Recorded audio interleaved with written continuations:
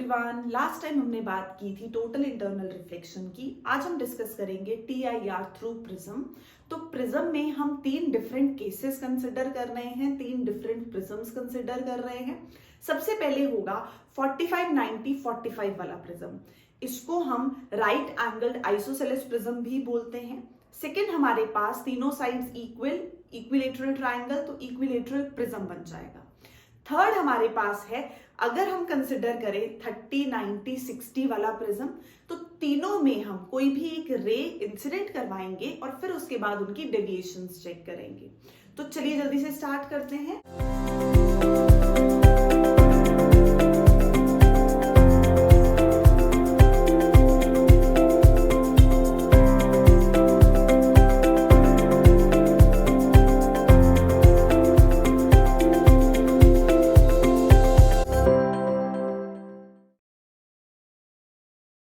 सबसे पहले हमारे पास है 45 90 45 वाला प्रिज्म, जिसको हमने क्या नाम दिया, राइट एंगल्ड आइसोसेलेस प्रिज्म। इसको हम टोटल रिफ्लेक्टिंग प्रिज्म भी बोलते हैं। तो सबसे पहले हमारे पास जो इसका नाम है वो क्या है, टोटल रिफ्लेक्टिंग प्रिज्म है, जिसमें दो एंगल्स 45 और एक एंगल 90 है। उसको टोटल रिफ्लेक्टिंग प्रिज्म बोला जाता है। और इसमें हम तीन तरह की डिफरेंट डेविएशन स्टडी कर रहे हैं। सबसे पहले, अगर हमें डेविएट करवाना है रे ऑफ लाइट को थ्रू 90 डिग्री।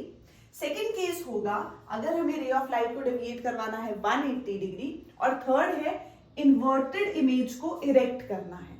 तो ये तीन डिफरेंट केसेस हैं। ये किसके अंदर है हमारे पास, राइट एंगल्ड आइसोसेलेस प्रिज्म, जिसको हम टोटल रिफ्लेक्टिंग प्रिज्म भी बोलते हैं। तो पहले स्टडी करते हैं सबसे फर्स्ट केस कि हमारे पास डेविएशन कैसे होती है, to deviate a ray of light through 90 degree. तो मान लो सबसे पहले एक इंसिडेंट रे आई और AB पे आके स्ट्राइक की। अब कोई रे किसी भी सरफेस पे आके अगर नॉर्मली फॉल करती है, तो यूजिंग स्नेल्स लॉ, जहां स्नेल्स लॉ फेल किया था हमारे पास, स्ट्रेट चली जाती है विदाउट डेविएशन। तो मींस अगर कोई रे नॉर्मली फॉल करेगी किसी भी फेस पे, तो वो विदाउट डेविएशन स्ट्रेट चली जाएगी। तो इस सरफेस से तो वो सीधा चली गई। सेम यहाँ पे कोई रे नॉर्मली फॉल की है तो वो विदाउट डेविएशन स्ट्रेट जाएगी। अब वो AC फेस पे आके स्ट्राइक कर रही है। तो जब AC फेस पे आके स्ट्राइक की, फर्स्ट यहां आके हमारे पास फॉल की है। अब मुझे पता है ये एंगल मेरा 90 है, ये हमें पता है 45 है, तो हम ये बोल सकते हैं इजीली हमारे पास कितना हो गया। तो मींस ये हमारे पास सरफेस पे हमने क्या ड्रॉ किया है, नॉर्मल। ये हमारे पास क्या है सरफेस पे, नॉर्मल। तो ये 90, ये 45, तो ये भी 45 हो जाएगा। तो मींस अगर ये 45 हुआ है तो ये रे नॉर्मल एक्ट कर रही है, ये 45 है, तो नीचे वाला एंगल भी क्या हो गया, 45 हो गया। तो इंसिडेंट रे के साथ नॉर्मल जो एंगल बना रही है, वो कितना है, 45 डिग्री। अब TIR में हमने जो थर्ड कंडीशन पढ़ी है, जब एंगल ऑफ इंसिडेंस बड़ा हो जाता है क्रिटिकल एंगल से, तो TIR होगा। तीन केसेस स्टडी किए थे उसमें हमने। केस नंबर 1, जब एंगल ऑफ इंसिडेंस जो है हमारे पास वो स्मॉल है, तो लाइट जो है वो क्या करेगी, रिफ्लेक्ट भी करेगी और रिफ्रैक्ट, बेसिकली तो क्या करती है, रिफ्रैक्ट, बेंड करती है away from the normal. Case 2, जब हमारे पास सरफेस पे ग्रेस करेगी, तो सरफेस पे ग्रेस करेगी R90। केस 3 हमने बोला था, जब एंगल I बड़ा हो जाता है C से, तो सारी की सारी जो रे ऑफ लाइट है, या जितनी इंटेंसिटी से आई थी, जितनी एनर्जी से आई थी, 100% इंटेंसिटी से हमें वो टोटली इंटरनली रिफ्लेक्शन उसमें हमें देखने को मिलेगी। तो टोटल इंटरनल रिफ्लेक्शन जो हुई है, सबसे पहले फर्स्ट केस में एंगल ऑफ इंसिडेंस छोटा था तो रिफ्रैक्शन। सेकेंड केस में हमारे पास सेम था, तो हमने बोला सरफेस पे ग्रेस करेगी। थर्ड, जब एंगल आई एंगल C से बड़ा होगा तो टोटल इंटरनल रिफ्लेक्शन होगी। तो यहाँ पे ये जो एंगल ऑफ इंसिडेंस आया वो आया 45 डिग्री। और हमें पता है ग्लास एयर इंटरफेस के लिए जो एंगल C है, क्रिटिकल एंगल है, वो 42 डिग्री होता है। तो ये कंडीशन सेटिस्फाई हो रही है, angle I is greater than angle C। फिर से हमने बोला कोई रे आके स्ट्राइक की, वो नॉर्मली फॉल की, तो अगर कोई नॉर्मली फॉल करती है तो विदाउट डेविएशन स्ट्रेट जाती है, कोई नॉर्मली फॉल करेगी विदाउट डेविएशन स्ट्रेट जाएगी। यहां जब वो आई तो ये थी इंसिडेंट रे, ये हमने यहाँ पे सरफेस पे क्या बनाया है, नॉर्मल बनाया है। तो ये अगर नॉर्मल है तो ये हमारे पास कितना एंगल बना रहा है 45 डिग्री। तो एंगल ऑफ इंसिडेंस आई 45 हो गया, तो हमारे पास ये भी कितना हो जाएगा एंगल ऑफ रिफ्लेक्शन 45 हो जाएगा। Angle I is equal to angle R, तो मींस टोटल इंटरनल रिफ्लेक्शन होगी। रे स्ट्रेट आके फॉल करेगी फिर से थर्ड सरफेस पे, ये था फर्स्ट सरफेस पे, ये आई थी सेकंड सरफेस पे, अब आके फिर से फॉल कर रही है थर्ड सरफेस पे। तो यहां तो फिर से नॉर्मली फॉल कर रही है, तो बिल्कुल स्ट्रेट चली जाएगी विदाउट डेविएशन। सिमिलरली ये ray I first normal, second angle I is greater than angle C, क्योंकि हमारे पास एंगल आई यहाँ पे कितना आ गया था 45, हमने बोला ये 45 है, ये 90 है, तो थर्ड हमें ऑटोमेटिकली 45 मिल गया। तो ये 45 है तो ये भी कितना हो गया, क्योंकि ये नॉर्मल है हमारे पास सरफेस के, तो angle of incidence is equal to angle of reflection again 45, तो मींस ये TIR होगा। थर्ड सरफेस पे आके फॉल कर रही है फिर से नॉर्मली, तो अगेन वो क्या करेगी विदाउट डेविएशन स्ट्रेट चली जाएगी। तो ऐसे आई थी और ऐसे, तो डेविएट कैसे हुई है थ्रू 90 डिग्री डेविएशन हुई है। Case 2, to deviate a ray of light through 180 degree. अच्छा, ये जो हमारे पास केस है, जब हमारे पास प्रिज्म ऐसा हम लेते हैं तो वो कहाँ यूज होता है, पेरिस्कोप्स में यूज होता है, रेदर देन वहां पे रिफ्लेक्शन के लिए प्लेन मिरर को यूज करें, उसकी बजाय क्या यूज किया जाता है, प्रिज्म यूज किया जाता है 45 90 45 वाला, जिसको हम क्या बोलते हैं टोटल रिफ्लेक्टिंग प्रिज्म बोलते हैं। तो कहां पे यूज हो रहा है, पेरिस्कोप्स में यूज हो रहा है। Next, to deviate a ray of light through 180 degree. तो अब हमने कोई ऑब्जेक्ट कंसिडर किया PQ, ऑब्जेक्ट से दो रेज निकली, फर्स्ट सरफेस पे आके फॉल की, तो जब फर्स्ट सरफेस पे आके फॉल की अगेन एंगल 90 है, तो जब किसी सरफेस पे नॉर्मली फॉल करती हैं तो विदाउट डेविएशन स्ट्रेट चली गई, ये हो गई फर्स्ट केस। अब किसी पॉइंट पे आके फॉल की, तो अगर ये 90 है तो ये भी 90 है, ये 45 है तो ये भी 45 हो गया, और अगर मैं यहाँ पे सरफेस पे नॉर्मल ड्रॉ करूं तो ये भी मेरा कितना हो जाएगा 45। तो ये अगर एंगल ऑफ इंसिडेंस 45 है तो एंगल ऑफ रिफ्लेक्शन भी कितना होगा यहाँ पे 45।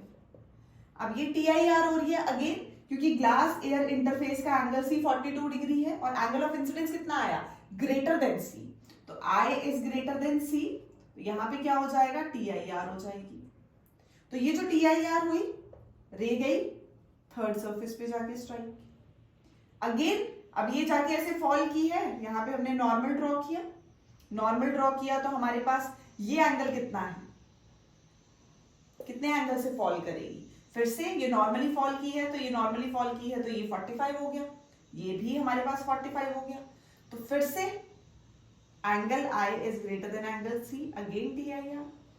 अब जाएगी फोर्थ सरफेस पे वापस, फर्स्ट सेकंड, ये फर्स्ट सरफेस था, ये सेकंड सरफेस था, ये थर्ड, अगेन फोर्थ पे फिर से नॉर्मली फॉल कर रही है, नॉर्मली फॉल करेगी तो विदाउट डेविएशन फिर से स्ट्रेट चली जाएगी। बट जो रे यहाँ आई थी वो बेंड होके इस तरफ चली गई, जो यहां से चली थी वो फ्रंट में आ गई, तो मींस ऑब्जेक्ट ऐसे था, इमेज कैसे हो गई इन्वर्टेड, P वाली रेस यहां आ गई, Q वाली रे जो है इस तरफ चली गई, तो मींस हमारे पास जो इमेज आई है वो कैसी आई है, इन्वर्टेड आई है। इसको हम कहाँ यूज करते हैं, it is used in binoculars, वहां पे हमारे पास यूज किया जाता है जब हमें 100% इंटेंसिटी चाहिए, तो ये वाला TIR का केस यूज होगा। नेक्स्ट हमारे पास है to erect the inverted image without deviation. तो इसमें सेम, अब हमने क्या ली है, इन्वर्टेड इमेज कंसिडर की है। इन्वर्टेड इमेज है, रेज निकली, सरफेस पे आके स्ट्राइक की, तो यहां सरफेस पे आके स्ट्राइक की है, ये हो गया इस पॉइंट पे नॉर्मल। अब इस सरफेस पे आके स्ट्राइक की, लाइट जा रही है रेयरर से डेंसर, बेंड करेगी टुवर्ड्स द नॉर्मल, कहां बेंडिंग हो रही है, टुवर्ड्स द नॉर्मल बेंडिंग हो रही है। Light is going from rarer to denser, तो नॉर्मल ऐसे है, तो ऐसे जाने की बजाय कहां आ गई, ऐसे जाना चाहिए था, इसको ऐसे जाना चाहिए था, बट बेंडिंग होगी टुवर्ड्स द नॉर्मल, तो टुवर्ड्स द नॉर्मल आ गया। ये हमें पता है एंगल 45, तो ये जब यहां से आके इस सरफेस पे फॉल कर रहा है, अगेन ये वाली रे यहां आके इस सरफेस पे फॉल कर रही है, फिर से हमारे पास किसका केस होगा, angle I is greater than angle C, ये हो गया, ये हमें पता चला। अब यहां पे एंगल I फिर से एंगल C से बड़ा है, तो कौन सा केस हो गया, TIR। यहां पे भी एंगल I एंगल C से बड़ा है, तो कौन सा केस हो गया, TIR। अब जब TIR हुआ, यहां पे थर्ड केस में आके अब थर्ड केस में आके जो एंगल आई है that is less than angle C, तो टी आई आर नहीं होगा, जो रे है वो बेंड कर जाएगी, लाइट जा रही है डेंसर से रेयरर, डेंसर से रेयरर, तो ऐसे जाना चाहिए था अवे फ्रॉम द नॉर्मल, ऐसे जाना चाहिए था अवे फ्रॉम द नॉर्मल। तो यहाँ पे जो रे यहाँ ऊपर टॉप में थी हमारे पास वो यहाँ नीचे आ गई, जो सेकेंड रे थी वो इन्वर्ट होके हमारे पास कहाँ चली गई, फर्स्ट में चली गई, तो मीन्स पोजीशंस चेंज हो गई, पी ऊपर क्यू नीचे, तो यहाँ हमारे पास पी डैश नीचे आ गया, क्यू डैश ऊपर चला गया, तो मीन्स इन्वर्टेड इमेज को हमने इरेक्ट कर दिया, इसीलिए इसको क्या बोलते हैं, इरेक्टिंग प्रिज्म बोलते हैं, इसलिए इसको क्या बोल रहे हैं, इरेक्टिंग प्रिज्म। यहाँ पे हमारे पास 2 बार टी आई आर हुआ था, तो रे कितना काट के आई है, 180 डिग्री से डेविएशन करके आई है। यहाँ पे हमारे पास ऑब्जेक्ट से जो रेज निकल रही हैं, जो ऊपर वाली रे है वो सेकेंड पोजीशन पे आ रही है, जो सेकेंड वाली है वो बाद में फर्स्ट पोजीशन पे जा रही है, तो इसका मतलब यहाँ पे हमारे पास क्या हो रहा है, यहाँ पे इन्वर्टेड इमेज को इरेक्ट कर रहे हैं, इसीलिए इसको क्या बोला जाता है, इरेक्टिंग प्रिज्म बोला जाता है। तो रेज कैसी हो गई, अब इसमें इन्वर्टेड हो गई। नेक्स्ट फोर्थ केस है अब हमारे पास, ये 3 केसेस थे किसके, 45 90 45 वाले प्रिज्म के, टोटल रिफ्लेक्टिंग प्रिज्म के। नेक्स्ट हमारे पास है T I R through an equilateral prism, तो फिर से सेम इक्विलेटरल प्रिज्म ले लेते हैं, ये लिया हमने, लाइट आके नॉर्मली फॉर की 90 90, तो अगर ये 90 है तो ये 60 है, तो ये कितना रह गया 30, तो यहाँ पे जब रे आके फॉल कर रही है हमने उसका नॉर्मल लिया, ये आई इंसिडेंट रे, ये अगर 30 है तो नॉर्मल के साथ ये पूरा कितना हो गया 90, तो 90 माइनस 30 तो हमें ये एंगल आई मिल गया कितना है 60, एंगल आई 60 है तो एंगल आर भी कितना होगा 60, तो रे जो है यहाँ पे आ रही है हमारे पास, क्यों, फिर से ग्लास एयर इंटरफेस है तो angle I is greater than angle C, 45 वहां था तो टी आई आर हुई, यहाँ तो 60 चला गया हमारे पास angle of incidence, again glass air interface, angle C कितना है 42 डिग्री, ग्लास एयर इंटरफेस का क्रिटिकल एंगल कितना होगा 42 डिग्री, तो यहाँ पे टी आई आर हुआ और रे जो है वो कैसे चली गई, फिर से स्ट्रेट, अब नॉर्मली आई है तो कैसे जाएगी, विदाउट डेविएशन स्ट्रेट चली। इसमें अगर हमें डेविएट करवाना है रे को through 60 degree by T I are, तो हम ये केस यूज करेंगे, पहले नॉर्मली विदाउट डेविएशन स्ट्रेट, अब यहाँ पे हमें मिला angle of incidence, angle of reflection के इक्वल होगा, क्योंकि यहाँ हो रहा है T I R, angle I is greater than angle C, तो टी आई आर होगा, फिर से कैसे फॉल करेगी नॉर्मली, तो विदाउट डेविएशन स्ट्रेट चली जाएगी। नेक्स्ट केस, तो ये 60 डिग्री से था, अब है लेस देन 60 डिग्री, उसके लिए हम कंसिडर कर रहे हैं 30 90 60 प्रिज्म, तो हमने बोला कोई रे हमारे पास नॉर्मली आके पहले सरफेस पे फॉल कर रही है, पहली, तो फर्स्ट सरफेस पे नॉर्मली फॉल की विदाउट डेविएशन स्ट्रेट, स्ट्रेट चली गई, यहां आ गई, अब यहां पे आके स्ट्राइक की सबसे पहले, तो हमें पता है ये 60 है, ये हमें ऑलरेडी पता है 90 है, 90 60, तो ये कितना रह गया हमारे पास 30, तो मींस ये एंगल कितना आ गया 30 डिग्री। अब हमने नॉर्मल ड्रॉ किया, तो नॉर्मल ड्रॉ किया है तो ये पूरा 90 है, ये पूरा 90 है, तो उसमें से 30 निकल गया, बचा कितना है ये 60, तो एंगल ऑफ इंसिडेंस कितना है, इंसिडेंट रे नॉर्मल के साथ जो एंगल बना रही है वो कितना है 60, तो जितने एंगल से इंसिडेंट हुआ, क्योंकि टी आई आर हो रहा है, angle I is greater than angle C, तो उतने ही एंगल से ये यहाँ डेविएट कर जाएगा, तो एंगल ऑफ रिफ्लेक्शन भी कितना हो गया 60 डिग्री। उसके बाद ये 60 हुआ, अब रे जो है ये हमारे पास नॉर्मल, लाइट जा रही है डेंसर से रेयरर, बेंड करेगी away from the normal, away from the normal, तो ये 60 था हमारे पास, यहाँ पे हमने मेजर किया, ये हमारे पास नॉर्मल के साथ कितना है 30 है, तो मींस ये जो रिफ्रैक्शन हो रही है या बेंडिंग हो रही है रे की, वो कितनी हो जाएगी, वो हमारे पास मोर देन 30 है, तो मोर देन 30 मतलब लेस देन 60 हो गया, मतलब ये जो एंगल बन रहा है वो 30 से तो ज्यादा बन रहा है, तो ये अगर 30 से ज्यादा बनेगा तो हम यहाँ पे क्या बोल सकते हैं, जो डेविएशन हो रही है वो कौन सा केस है, लेस देन 60 वाला केस है, तो ये हमारे पास था 60 वाला, ये है लेस देन 60 वाला। नेक्स्ट एक नोट है हमारे पास, no T I R through 30 90 60 prism, अगर जो परपेंडिकुलर सरफेस है उस पे आके रे फॉल कर रही है, या फिर जो ये हाइपोटेन्यूज है हमारे पास उस पे आके रे फॉल कर रही है, तो इन दोनों सरफेसेस के लिए 30 90 60 में हमने बोला कि अगर कोई रे परपेंडिकुलर वाली साइड नॉर्मली फॉल करेगी तब टी आई आर नहीं होगा, अगर हाइपोटेन्यूज पे नॉर्मली फॉल करेगी, तो हमने कहाँ फॉल करवाई, बेस पे, ये याद रखना है, हमने फॉल करवाई है बेस पे, तो टी आई आर हुआ, ना ही वो परपेंडिकुलर पे होगा इस तरफ, ना ही वो हमारे पास हाइपोटेन्यूज पे होगा। अगर इधर नॉर्मली फॉल करेगी या इधर नॉर्मली फॉल करेगी तो दोनों केसेस में कहीं पे भी TIR नहीं होगा। बाय।